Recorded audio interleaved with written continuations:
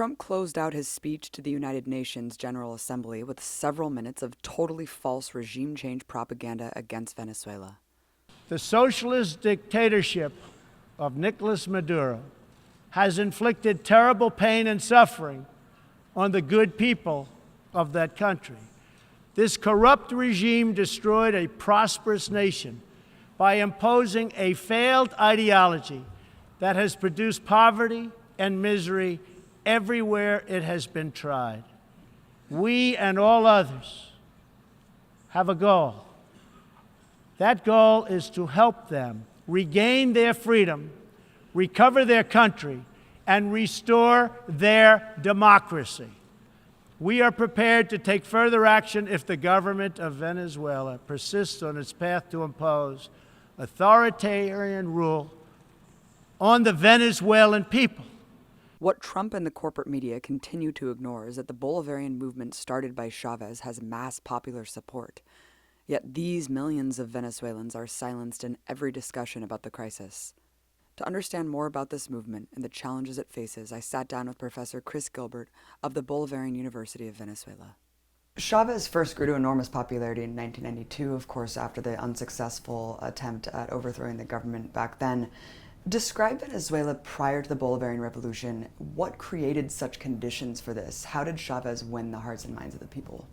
Well, it's hard to know where to begin. I mean, people often begin with 1989, which was the Caracas, the kind of uprising, which actually didn't begin in Caracas, but it ended up with that name. It was an uprising against neoliberalism, you could say. I mean, in all of Latin America in the 80s, they applied neoliberal packages, we call them, structural adjustments and things like that. And it's interesting that it happened the same year as the Berlin Wall came down. So in one moment in which neoliberalism or capitalism is advancing, it's also, there's rebellions here. And then, of course, another famous rebellion is the Zapatista one.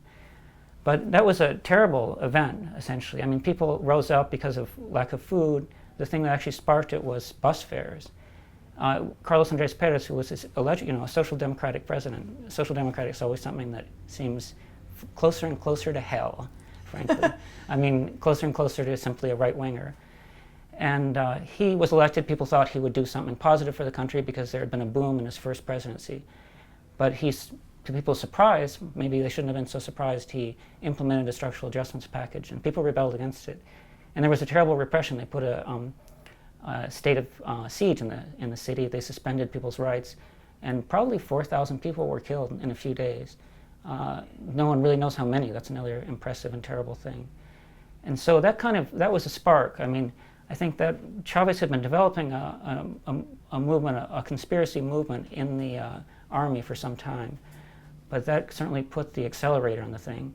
And then 3 years later, it's the event that you referred to, in the failed military uprising in 1992, which led to this famous speech called Por Ahora. Now we call it Por Ahora because Chavez said, well, we failed to achieve our objectives, Por Ahora, meaning that he would try to achieve them through another means. So he went to prison, and he immediately became a reference. Apparently, right afterwards, there was Carnival, and kids dressed up as Chavez in the streets. So he became this kind of reference. Some people say there was a popular movement without leadership in 1989, and then in 1992 there was a leadership without a popular movement behind it, which is why the military uprising failed. And so from there, when Chavez got out of prison, Chavez initially didn't think he would go for elections. He thought he would stay in some kind of extra electoral mode, but he eventually decided to go for elections, and he won a rather significant victory in 1998, and that's how he became president. Mm. And when he did win the presidential election, it was dubbed the Bolivarian Revolution, not the Chavez Revolution. How was his movement just an extension of Simón Bolívar? Well, that's one thing that I'm interested in, because I think a lot of people think that that's just kind of ornament in the whole thing. Simón Bolívar is just ornament, no? Simón Bolívar was the liberator of the Americas, and he became a popular leader, a popular caudillo, but it failed. That's the most important thing, is the bigger project of Bolívar failed. So the most important thing is that Chavez wanted to take up that project again and continue it. So this idea of picking up an older struggle and taking it forward, frankly, I think that's the only way to do an authentic revolution, to pick up an earlier struggle which has deep roots in a society, and go forward with it. And that's what Chavez proposed to do. And so it was correctly called the Bolivarian Revolution. I think it's much more important to think the socialist element is a consequence of the Bolivarianism. but it's extremely important to keep the Bolivarian roots to the revolution. And you talk about the move between rejecting neoliberalism to rejecting imperialism to embracing socialism. Talk about that trajectory. Sure, I think it's important that it was an organic process, right? Just as I believe in an authentic revolution or a possible revolution, because a possible revolution has to have a massive following. So you can't just pull it out of your hat and say, look, here's my revolutionary project. No, it has to have deep roots in a society. And then it's important that there be an organic process, right, that leads from initial solving of problems, right? I imagine that a revolution, perhaps it's seems like an extravagant reference, but there's a Paul Klee painting that's the angel of, that Walter Benjamin called the angel of history, right? And it's this angel that supposedly looks at the ruins of history. I think it's an important idea that a revolution should look at the ruins of history, the terrible tragedy, the genocide of Latin America that's existed in Latin America. And then from that, try to begin to solve it. But there has to be an organic process that mediates between those different elements, in which you realize that solving these problems, just 500 years of social disaster, of social domination, imperialist colonial domination, that the only way to solve that is being anti-imperialist and then later socialist, But it's important that be an organic process that leads to this kind of strategic goal, which is, in a very brief manner, you could call socialism or communism. Mm-hmm. You know, many people in the U.S., including supporters of the Bolivarian Revolution, simply recognize the social achievements of Chavez, housing projects, healthcare, etc. But a big significant change, which you talk a lot about, are the Colectivos, this kind of self-empowerment. It's a popular form of organization, often armed, fortunately, I would say, because there's because it's necessary. A lot of them arm themselves initially to combat drugs in their communities. Sometimes drugs that have actually, unfortunately, involve police. The police are involved in it. So people have to arm themselves to liberate their community from drugs. But that's an organic form that's existed much before the process. It's not a product of the process. It's actually a specific condition that's part of Latin American urbanism and the resistance to its problems. But then there's these different elements, an attempt to form grassroots organizations, foster them. You can't really make them by fiat, right? So you have to foster them. And here there's been a very interesting process. There are moments in that process that are almost forgotten now. Like there are things called the Committees of Water Organization, Mesas Técnicas de Trabajo de Agua, creo. And they were attempts to solve the water problems, which are often like sewage water and also getting drinkable water to the barrios. And then there was also the Consejo Comunales, which started in 2005. These are community councils. They were successful, interesting project. And then from that, there was an effort to form the communes. And the commune is a fascinating proposal that hasn't really gotten off the ground the way it should be. But I believe that was Chavez's key strategic plan. We talked about how he began with an anti-neoliberal project, which anti-neoliberal is a big word, you could say, trying to solve the problems that were at hand. You have to solve the social problems that are at hand. And then the anti-imperialist one, and then the socialist one. But the socialist one came to have a very articulated content, and that content involved the commune. And the commune was to be a form of grassroots democracy, but it was also supposed to be productive. It's supposed to take over part of national production and ultimately form a communal state, which is an interesting idea. It's kind of a forgotten chapter of Marxism. Most people think that Marxist idea was taking state power, which is correct. But at a certain point, Marx thought there should be a communal state. He kind of revised his ideas and developed this idea that a commune, partly based on the Paris Commune and partly through his knowledge of Russian communes, Russian agrarian communes, Marx thought that there could be a communal state. And it's interesting that Chavez, I don't know if it was because he knew about Marx's idea. I think it was more an authentic construction of his own, that the commune could be this political and economic unit that would be a step towards socialism.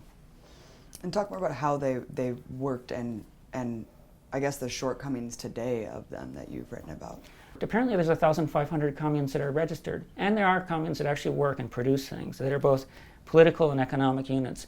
There's one here actually in Caracas called El Panal, the Beehive, and it's the project in some degree of Alexis Vive, which is a colectivo, initially a colectivo in 23 Enero, which is a large barrio here. There's also a very functional, I'm just mentioning a few, there's a very functional one in the Lara state called El Maizal, the maize grove or something like that, the corn grove. And they produce lots and lots of corn, so it would be false to say they haven't really taken off. But unfortunately, they're in a very adverse situation. Unfortunately, this is a capitalist economy. It continues to be a capitalist economy. And unfortunately, the capitalist sector, capitalism is extremely dynamic. That's both its curse, principally its curse, but it's also in some sense it's been its blessing. the capacity to grow aggressively. Right now, the aggressive element is much more noticeable than any positive elements, but capitalism here is aggressive. It's managed to bring down a lot of these socialist projects by corrupting them in some way or another. I don't mean a corruption through a conspiracy, but just kind of like the capitalist environment ends up eating up the socialist experiment. So one of my theses is that there was actually a kind of error here. It's true that you can't impose socialism. Not that if you want to. If you wanted to impose socialism, if you wanted to say, well, we're going to collectivize people, like it or don't. But you can't really do that because it's like saying they have to emancipate themselves. But you can't make people emancipate themselves. You can only encourage people to assume a superior form of social organization. So that's what Chavez tried to do. He tried to encourage people, but at the same time, and this is what I believe is the error. It's simple, of course, to say this is an error, but it's simple with hindsight, right? But the error was to let the capitalist economy kind of have such free reign. I believe that you could form a strong state and a strong party to form a strong state, an effective party and a strong state that would foster the communes. In other words, kind of like stack the deck in favor of the communes. And let's talk about the opposition. You mentioned this fascistic uprising. Of course, again, the U.S. government media is spending all of its time focusing on this harsh repression on behalf of Maduro, this dictatorial repression against the right to protest. You've argued that the government hasn't done enough to actually deal with this fascistic uprising and the opposition. If you think about it, what country in the world do people go onto their manifestations and they throw Molotov cocktails? I've never heard of such a thing in the global north, right? And the manifestations are repressed quite strongly in the global north, even when that doesn't happen. So if people were throwing Molotov cocktails and burning up the city around them, I think there would be a different kind of response in the north. It's terrible that these people have died.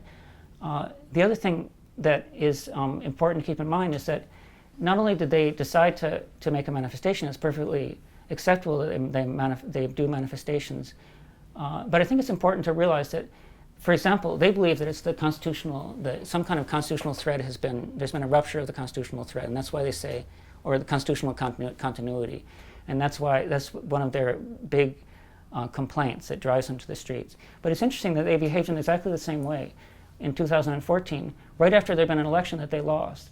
And also they behaved in a quite similar way. They assaulted the Cuban embassy and said that many of the same people, right? Many of the same leaders assaulted the Cuban embassy and said that people inside would have to die and eat the carpets, and they would cut off the water and starve them in the Cuban embassy in 2002, when they themselves had clearly broken the constitutional continuity.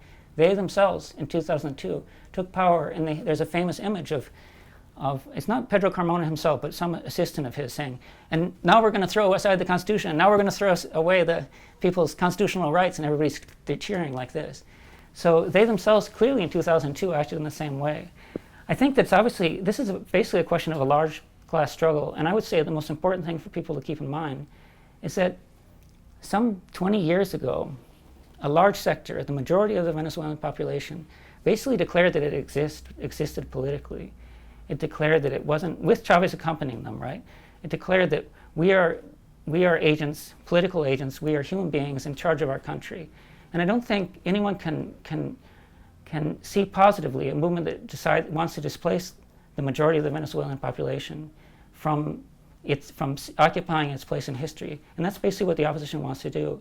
I think that the whole thing in the streets is a terrible theater of cruelty that they have invented. It's a terrible form of blood sport that they've invented. But they do it really just simply to distract in a way, because their real political project is other. If you think about it, like manifestations in history, these are different, people think, like what they call a guarimba here, they think it's some kind of connection with a barricade of the 19th century. In France, throughout the 19th century, there were barricades that were constructed in the city. But that was a very different form of struggle, right? At that point, it was real struggle. People on both sides used all the firepower they had, and it wasn't essentially a question of media, right? This is something that's created for the media, and it's basically supposed to distract and make a spark that's lead to some intervention or something like that. It's interesting because in the U.S., we have over 200 people, including journalists, who are facing felony charges on conspiracy to riot, for 1 or 2 broken windows at the J20 inauguration. And it's just astounding that these people are facing 20 years in prison.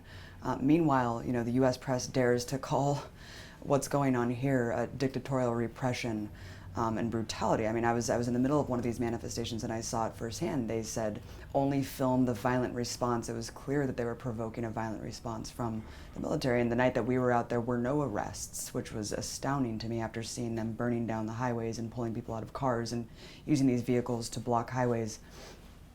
Talk about kind of what they've done. Like, what is the nature of the opposition? Because it's not just obviously these people that are out there on the streets. It's a broad coalition. But why do they allow these people to represent them? Well, I think, like we could say, they're the image in the mirror of some. I mean, in the left, we believe that in pursuing different forms of struggle, right? Often a left movement will have an armed dimension and a political dimension, and the right wing does the same thing, right?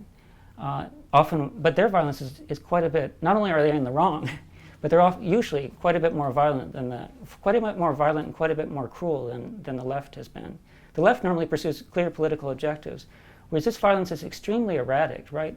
They seem quite as willing to kill their own people, just to make and then they'll put the blame on someone else. The Pacific side of the opposition, the MUD. Now, I think it's important to point out that they can put a lot of people in the street, right? The MUD can put a lot of people in the street. In Caracas, in the big cities, Venezuela is not exceptional, right? Because the big cities are full of people who tend to be richer. So, not surprising they can put a fair number of people in the streets. And all those people, the majority of them perhaps are not violent. But there is an organic relation between the whole movement and the violence they permit. People, you know, in our media, they point to Freddy Guevara meeting with the leaders of the Guarimba, and that's important. But you really don't need to see that to understand it to be the case, right? Essentially, it's a coordinated thing, and they use this kind of armed struggle to achieve their goals. And it's been successful quite often. For example, in 2014, they managed to get very strong, very favorable concessions from the government using a kind of violent street tactics like this. They learn from their own mistakes sometimes, and they adjust their strategy accordingly. For example, this whole movement probably has the counter-revolutionary movement right now probably has its deepest roots in the 2007 student movement. There was a student movement, right-wing student movement that emerged in response to the Chavez's first attempt to put it to move socialism as a program, his first attempt to readjust the mediatic spectrum a bit, and then there came this counter-revolutionary student movement. That actually was one of the opposition's first successes, and they kind of go on recreating that. But one of the craziest things is they talk about civil disobedience, right? I always think they're disobedient. Would that they were civil. They never were very civil, and their civility is always a lot less. You mentioned that it's interesting that in 2014 this happened right after a huge election. Yes, Maduro won by a razor-thin margin, but it was still a fair election. I mean, the Jimmy Carter Center said Venezuela has among the fairest elections in the world. Now the demands seem odd because it seems like it's contradictory. They're calling to oust the dictator and also for new elections. So which is it? Is it a dictatorship, or do they just want elections sooner? But they are fair elections. I mean, do you have a comment on that? Yeah, it certainly seems to be. I mean, you could imagine those are different fractions of the opposition, but they probably just kind of pursue an irrational. They probably throw a lot of irrational things together in a bag. I mean, if you want a clear example that essentially a rational, contradictory proposal can be elected, can be promoted and win political space, Trump. I mean, Trump threw 1,000 ideas, almost exclusively bad ones, in the air, and but many of them contradictory among themselves. So contradictory isn't necessarily a failing, especially when you're not in power. So I think that it's true that this government has one of the best records as a democracy that you can have, right? It's an extremely transparent, advanced electoral system. And it's not true that it's always fallen in favor of Chavismo. So they actually know that electoral option is a pretty good one for them. But there's complicated things, right? I think the case of Brazil, the fact that Temer arrived to power through non-electoral means actually favors his situation in some ways as far as his relation to capitalism. He has a freer hand as far as putting in adjustments, or up until now. Recently there's begun a strong resistance. So I think there is some part of the opposition thinks we'd be better off arriving to power through a non-electoral means, and that would give us a freer hand, more of a tabula rasa in implementing the rather horrible things they have in their sleeves. Why do you argue that it's critical for socialists, leftists in the United States and around the world to support the Bolivarian Revolution and prevent the ouster of the Maduro government? Sure, I mean, I understand it's confusing territory, right? The media makes it very confusing, and they manage to confuse issues quite using all the tools they have in their favor. But I think the most important thing to point out is that this is an authentic revolution that has profound roots, that expresses a desire of the majority of a population that is a tremendous achievement. And whatever the failings of the current government, in some way or another, the government is the authentic, even though it has many failings, and even though the thread often seems thin between it and the popular movement, it is the representative of that movement. So to simply say that this giant process will be cast aside because of a few things that are being thrown around the media incorrectly, and they don't really point to the real issues. What are the real issues here? The real issue is that a giant group of principally poor people, principally mestizos, right, faced with a small group of rich people who are principally white and believe in their whiteness, a great many of them, they want to restore and silence these people forever. I think that no one in their right mind could want to see that happening. So let's talk about the opposition. If they did get in power, what would their program look like? Yeah, well, I mean, that's a good question, and no one knows exactly what they would do. But I think the most important thing you can say about the opposition is that they want to silence people. I mean, I think you can say that there's a question of to be or not to be, right? The Venezuelan people, the majority of the Venezuelan people have said they want to be, and the opposition wants them not to be, wants them to crawl into their holes and be silent and step outside of history and not exist any longer. I think that's the most horrible thing. Now, what particular color it will have, what particular characteristics, whether it will just involve judicial prosecution or whether it could actually be something more dictatorial and fascist, that's a bit up in the air. No one knows what that would, and that could happen. Things like that could happen. Historically, when there's a counter-revolution, has happened in Chile, after 3 years of the Allende government, that was one of the most horrible counter-revolutions we've seen. And then, just the rollback of the Soviet process was a horrible process of what Naomi Klein calls shock treatment, and that is extremely destructive, almost genocidal in many respects. So whether it's Pacific in the Soviet rollback form or more violent in the Pinochet form, it's almost as equally. I mean, they're both quite awful possibilities. Mm-hmm. Yeah, we're seeing the same thing with Trump, where it seems like he's unraveling all these kind of meager gains that have happened over the last 20 years, and it's happening very quickly. It could happen quick. The rollback of these social programs. Yeah. Sure. Also Venezuela. I mean, the Caribbean has produced very dynamic societies, and I think rollbacks the reversibility is quite a possibility in a dynamic society like this one. But the positive side actually is you won't easily get people to forget the Chavez legacy. Mm-hmm. I mean, the Chavez Legacy, which I say Chavez is like a term that should cover the whole popular movement.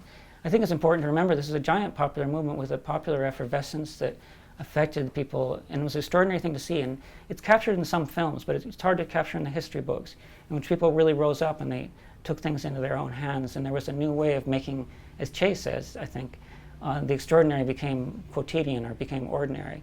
That happened. You're not going to erase that from people. People are not going to step outside of history once they've entered into it like that.